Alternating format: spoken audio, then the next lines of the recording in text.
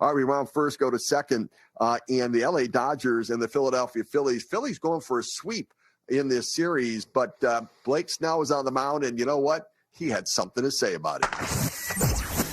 It's 1-12 from Blake Snell. Strike three swinging. Blake Snell, you nasty. 12 strikeouts, 7 shutout innings. Anytime I face like a really good team, I try to bring the best out of myself and be ready. And I think the biggest thing was just command. I could command the fastball, which really set up the off speed, and then the sequencing was really good today. Could be better, but yeah, just starting to feel comfortable and attacking the zone.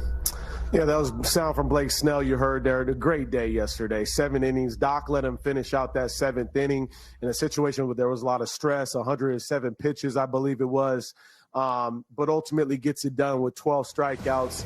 I think, Steve, my biggest takeaways from this series and yesterday's game, too, is that the Padres match up with the Phillies from a starting pitching standpoint. We saw that over the past couple of days.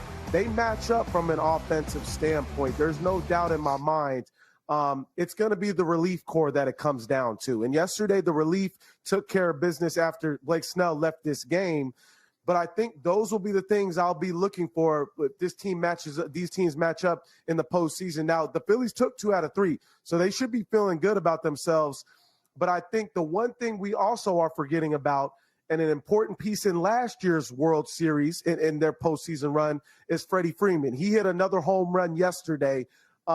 He can be an X factor. We know that, but sometimes we almost forget like what he's capable of doing is he can carry a team just like Otani and Mookie Betts. Freddie Freeman is swinging the bat well.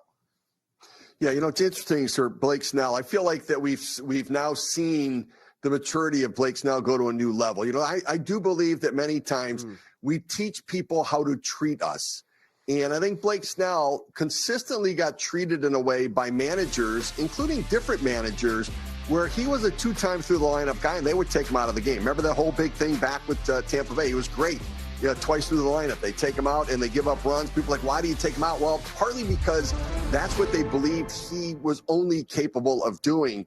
But yesterday, in that 7th inning, he had given up a couple walks, back-to-back walks, and Dave Roberts went out to the mound with Alex Vesia warming up in the bullpen, and Blake Snell told him, I want the next guy. And Dave Roberts said, okay, and he went back to the dugout. And I think that, and Snell got out of it, and I do think that showed the next step in Blake Snell's career, that maturity level, and that he has a manager who actually recognized, all right, you know what, I think he's ready for this, and he took that step. I think it was a big moment for Snell in his career yesterday. The other thing is, like the announcer saying, Blake Snell, you nasty. Like, I want somebody to say that about me too, but mean it in a positive way, not a negative way. Like, I would love for somebody to say, yo, Steve Phillips, you're nasty, and mean it in a positive way, because I haven't quite ever heard it that way. Thank you for the X. Thank you. Just put that. Just stop while you behind, Steve. Just stop. I kind of want that. Like, I want to do something with somebody be like, yo, you're nasty, and mean it in a positive way, because so far it has never been in a positive way somebody has said it to me. I'm just saying. And by the way, Otani homering of the game yesterday. What are we talking about? The other thing that came out of it yesterday was that Otani and the media talking to him. Dave Roberts was asked about, would you use Shohei Otani as a reliever? And he said, oh, you know, we're talking about everything. We're talking about everything. I think, you know, that's him meaning probably not, but we at least brought it up. But the media, the Japanese media, asking Otani then about potentially would you play in the outfield? Because remember the Otani rule where he's pitching as a starter and then he's taken out as a pitcher, but he can stay in the game and be the DH the rest of the way, only applies to him when he's a starter. If he comes in as a reliever, then if he gets taken out of the game, then they lose that spot in the lineup and the pitcher then has to hit moving forward, unless he stays in the game and plays another position. And so he said he'd be willing to play the outfield. What do you think? I mean, is that something that the Dodgers might consider, the idea of Otani as a reliever and him playing in the outfield if he comes out of the game to keep his bat in the lineup? No, that ain't happening. That is the last thing that I would ultimately want. And I understand there's tough decisions to make as far as who's got to go to the bullpen and all that, right? Glasnow pitching well, Snell pitching well, Otani doing his thing. But if Otani hasn't even worked in the outfield, and we haven't seen him work at least, right? And I think the last thing, if I'm Doc, is like, I'm going to have him come in a relief role in which he has not done. And then all of a sudden he's going to go to the outfield and do something he hasn't done either. No, I'd be putting my team at detriment at that point. And it's commendable that Otani mentioned that, but I don't think that that's ultimately what you want if you're the Dodgers. I mean, do you think Otani can't play the outfield? I have no doubt. My guess is he'd play the outfield like a Savannah banana. Like, he'd do a catch it behind his back. He'd do a flip and then catch it. Like, I think he would make it look easy if he went out there. He could. I mean, I know he could. And so, but I could see him doing the Savannah banana action out there in the outfield and playing it. But I'm with you. I don't know that they're going to go down that road. And the thing is, should he be one of the starters? I think that's going to be really an interesting, and we'll continue to talk about that as we work through next week, getting to the postseason and get close to that. Their power rankings. Now, Aaron Judge is at number 1. His former teammate Juan Soto, who went deep for the 41st time of this campaign last night. Shohei Otani, oh, by the way, he also went deep. And the day before, he struck out 9 in 5 no-hit innings, but that's neither here nor there. No, it is here nor there. Geraldo Perdomo is at 7, 1 ahead of Cal Raleigh, who just passed Mickey Mantle for most homers by a switch hitter. So, Dero, what I'm telling you is Geraldo Perdomo is a better hitter than Mickey Mantle. That's what we're saying. I'm going to need to talk with whoever made the hitter power Cut rankings. his mic. All right. Okay. All right, let's hey, get OxyClean, we need to talk. Well, I don't think the sponsor comes They up might with it. have. All right. Hey, let's go to Los Angeles for the Phillies and the Dodgers. Blake Snell, D-Row, has pitched very well at Dodger Stadium, and last night he was on one. Struck out 11 through 6 scoreless. It's all starting to slowly come together, isn't it? Okay, Yep. 1, 2, 3 for the Dodgers. Yeah, Snell has allowed no runs on 4 hits we're playing. with 23 strikeouts over his last 2 starts. It's some version of Snell, Yamamoto, Glass now. Yeah. And what I liked here, you saw Dave Roberts come out and say, hey, and Snell says, no, leave me in. And he strikes out Otto Kemp to reward his manager. Bottom of the 8th, Shohei Otani. He's got 51. And in a few days, he'll strike out 9. Dodgers win 5-0. And his dog's AI. All right, time now for the showdown with Rob Parker. Rob, good to see you. How you doing, buddy? I'm doing great, Steve. How are you? Good, doing great. Glad to have you here today. All right, so let's talk Padres, Dodgers, NL West. 2-game advantage right now for the Dodgers in that division. And it looks like it's probably going to finish this way. We'll see if it does or not. But if it does, and even if it doesn't, can the Padres beat the Dodgers in postseason baseball? Well, I know that they're still kicking themselves from last year. They should have beat the Dodgers last year, and they let that one get away. I still like the Padres. I picked them before the season. And there's a couple things, Steve. Obviously, they have a tremendous bullpen. They made some great pickups at the trade deadline. We know about the lineup. They just have to go and get it done. Here's what I don't like about the Dodgers is that they started the season 8-0. They spent like $20 billion in the offseason. They were supposed to run through everybody, and it just hasn't been that kind of season.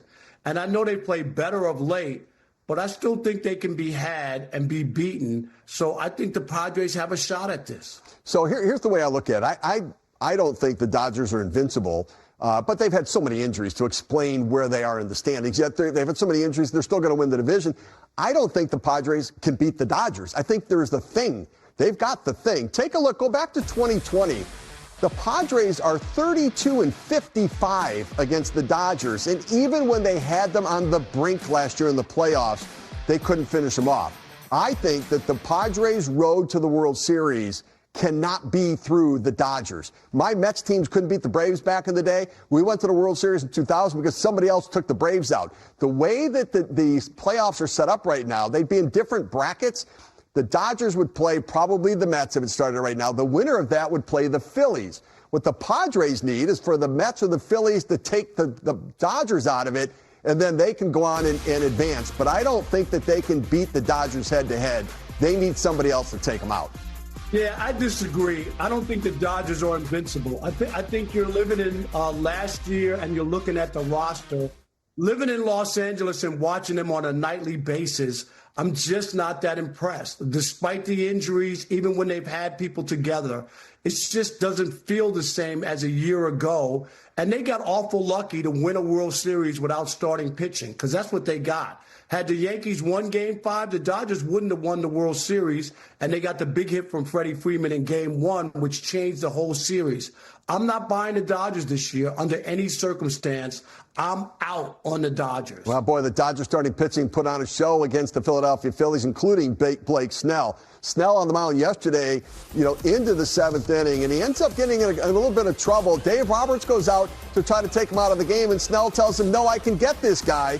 And a man called Otto, and he gets him. He strikes him out, stays in the game. Dave Roberts celebrating it from the dugout. I love this. I love this from Dave Roberts and Blake Snell. How about you? I don't love it. No, come on. This is a big game. He had walked 2 guys in a row. You're undermining the manager. If that blew up in Dave Roberts' face in the Dodgers because he was running out of gas, it worked out so you can pump your fist, Dave Roberts and the Dodgers, but only a 2-game lead. Your pitcher's tiring in the 7th inning. He threw a season-high 107 pitches in that game, and you're playing with fire. It worked out. But I didn't like it, and I think at some point that's why you're the manager. And we've seen him take out Shohei pitching a no-hitter because he's thrown too many pitches or whatever it is. Blake Snell just should not be able to demand or get his way in that situation when the whole team and its playoff lives are on the line. I just didn't like it. 2-time Cy Young Award winner who tells the manager, I can get this guy. And I believe that we teach people how to treat us. And I think that Blake Snell was always the guy that came out after facing the lineup twice. Kevin Cash took him out then. In San Diego, that was the way. But I think now he's matured to the point, and he's proven to Dave Roberts he can get that big out when he needs it. I thought this was great. I never want a guy who wants to come out of the game. I want him to fight the manager taking him out. He did it respectfully. Yeah, but that would be everybody, Steve. You can't have that. Everybody...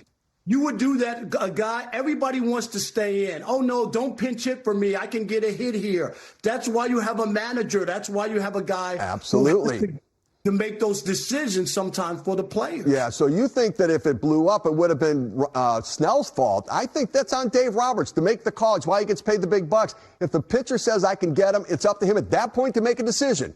Vesia was on his way onto the field into the game, and Dave Roberts said, you know what?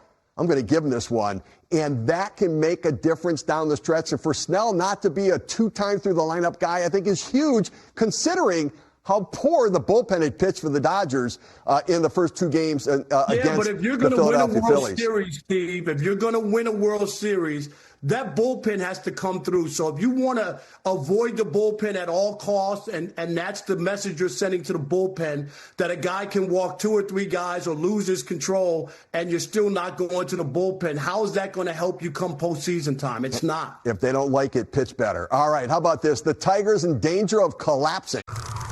All right, welcome back. Dodgers and Phillies last night. Phillies took the first 2 games of the series. Blake Snell was dealing 11 strikeouts through 6 innings, just 2 hits allowed, hadn't walked anybody.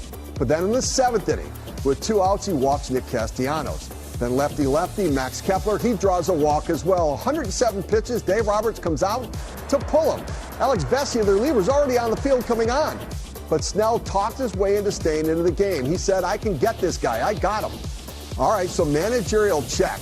We know what the end result was. Does the end justify the means? Because he ends up getting the strikeout for the next batter, right? So here he is. Snell comes in, Otto Kemp at the plate, and he ends up getting the strikeout in that moment. Does the end justify the means, Yonder? Yes, because it worked out, right? We wouldn't be here talking about that if it hadn't worked out. We would have been saying something else. Look, I'm fine with this. The 2-time Cy Young, the guy has been unbelievable for them. He's pitched very well. This is a moment in time, 10 days before the postseason where it's Dave Roberts, and I know the way he thinks, where it's like, all right, let me see what you've got. Show me with 107 pitches if I can get this done, because 2 or 3 weeks from now, I'm going to have to ask you to do something like that. So I need that from you. And Blake Snell is not one to say, hey, I can stay. Like, he respects his manager. He's a guy that understands whose roles they are. When he says, give me the ball, it's give me the ball. So when I would see Blake Snell kind of saying, no, hold on, I've got this, you let him go. Yeah, Danny, that's how I took it. Snell was the guy who would frown when he was taken out twice through the lineup with Kevin Cash, and he would have something to say about it after, but he wouldn't fight his way in. Now he's fighting his way in, and I want that out of a starter. You want a dog. You want a guy who's going to look that way. You saw his face when Dave Roberts was coming out. He wants the ball in his hand. He's thinking, don't make this 2020 again. Please do not take the ball from me when I can get the job done and I can put the team on my back. And I think that's who you want going into October, that version of Blake Snell. Even if that's not what he normally does, you have to see that right now. That's why you give him $182 million, two-time Cy Young winner. He was dealing. And we don't see that enough, where a guy's like, no. Sometimes guys are like, yeah, come get me. He said, no, I want to get this guy. He gets him. And, yeah, right before the postseason, I want to see my ace say, no, give me one more opportunity. Yeah, you give him that contract. He has some power in the decision-making. All right, on the other side of things, interesting, right? Jesus Luzardo, the starter for the Phillies, dominated Shohei Otani. It struck him out. Otani was 0 for 3 against him in the game, 1 for 13. Luzardo had finished 7 innings and was at 100 pitches. But Otani was leading off the 8th inning. It would have been the 4th time facing him. So what do we think? What do you do there? Do you let him face him that next time around, or do you pull him from the game? Rob Thompson thought, let me leave him in. Let me leave him in. And so they're leading 3-0. The Dodgers are leading 3-0 at the time. And so for Luzardo, he ends up putting him in that situation. Let him go out and face Otani. Do you let him face Otani there? It's tough. Going into that last at-bat, that one you see right there where Shohei hits his 51st homer of the year, 1 for 13. He had dominated all night. I look at that situation, that's one where you say, maybe we tried to get a little bit too much. Now, we said it before. It's a different guy. No, that's not a two-time Cy Young winner. Snell got the guy out, so it was the right decision. He didn't get him out. Was it the right decision? It was fine. There's only 2 guys have taken him deep that are lefties in Luzardo all year. Okay, and this is a guy who had thrown 7 pitches prior to that 4th at-bat against Otani. He had dominated Otani. Soft contact the first at-bat, had him 0-2, hit that line drive to left. Then it was another soft contact. I don't have a problem with it. Luzardo's going to take the ball eventually in the postseason, I would think. Why not let him go deep into a game? You've already won the division. It's not like you're fighting for anything else. Let me see what you've got. I think to that point, though, you could say that you've seen him too many times and you're going to let him see Luzardo for 7 4th pitches later? time. I know, no, but I'm saying Otani's going to get to see him again and again and again. You're giving him more chances to see his stuff. But if we're saying Snell has to be a dog, Luzardo, who's been one of the best pitchers in the last month in all of baseball, has to be a dog. No offense to Otto Kemp. That's not Otto Kemp. That's the best player in the world. I hear everything you're saying, Andre, and 99% of the time we agree on things. Nah, got to take him out. I got to tell you what, I don't think Rob Thompson lets him face Otani the 4th time next time around. All right, coming up, we're going to head to the courtroom. Should the Dodgers consider using Shohei Otani in the outfield in order to let him pitch in relief in the postseason? We debate that next. Shohei Otani told Japanese media a few days ago that he's been having internal conversations with the organization about possibly playing the outfield in order to be used in relief. Of course, there's a rule that if a player is DHing and then comes in to pitch, the team loses its DH spot. So the Dodgers could potentially lose Otani's bat in the postseason if they use him in relief. Russ, what do you make of all this? Your Honor, I feel like the Dodgers are getting too cute. You have a guy in Shohei Otani who's the best player in the world. The Dodgers' best opportunity to win the World Series again is having that guy in the lineup on a daily basis. You move Shohei Otani to the outfield, there are so many things that could go wrong. I know people say, oh, he did it in Japan, he did it with the Angels a couple of times.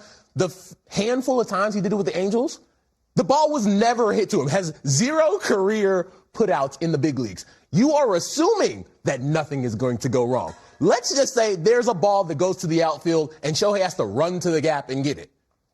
I've seen guys tear ACLs in the outfield. Like you're assuming that something won't go wrong. I just think the best opportunity for the Dodgers to do what we expect the Dodgers to do, and you keep the best player in the world, the best player in baseball healthy, is just start him and let him DH. Your Honor, I see it differently, actually. We know that the Dodgers are creative.